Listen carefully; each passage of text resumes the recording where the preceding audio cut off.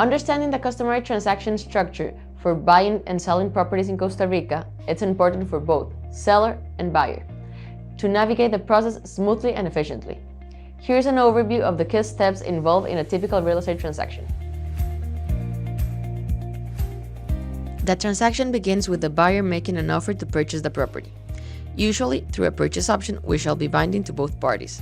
The main purpose of the purchase option is to guarantee that the property will be taken off the market and set the main conditions for the transaction, such as earnest deposit and the conditions of how it can be refunded, due diligence period, closing conditions, and whether an escrow agent will be engaged.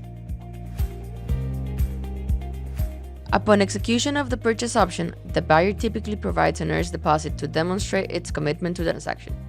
The earnest deposit is held in escrow by a neutral third party until the closing.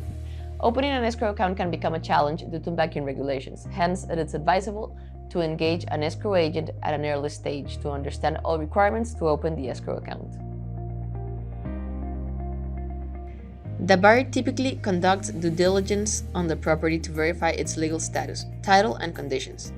This may involve obtaining a property survey, conducting environmental assessments, and reviewing zoning regulations and land use restrictions. Customary due diligence period is 45 days, which may be extended. However, the parties may agree a different term. During due diligence, or at the expiration date, buyers should send a letter approving or rejecting the due diligence. Prior to the closing, the parties must fulfill any remaining conditions outlined in the purchase agreement, such as obtaining financing or securing necessary permits. At closing, the final documents are signed and the escrow agent disburses the funds. Closing agents are not very common in Costa Rica, and due to the applicable legal formalities, most time the attorneys take care of closing and post-closing matters. At closing, the seller transfers legal title of the property to the buyer by signing the transfer deed before a notary public. The transfer deed is then registered with the National Registry to officially record the change of ownership. Each party is responsible for certain closing costs. This may include transfer tax, notary fees, legal fees, capital gain tax, or any outstanding property tax.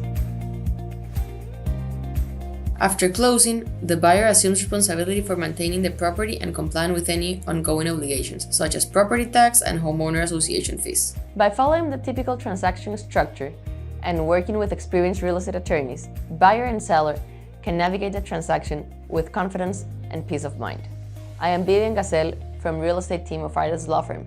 Contact us for a tailored advice. Thanks for watching.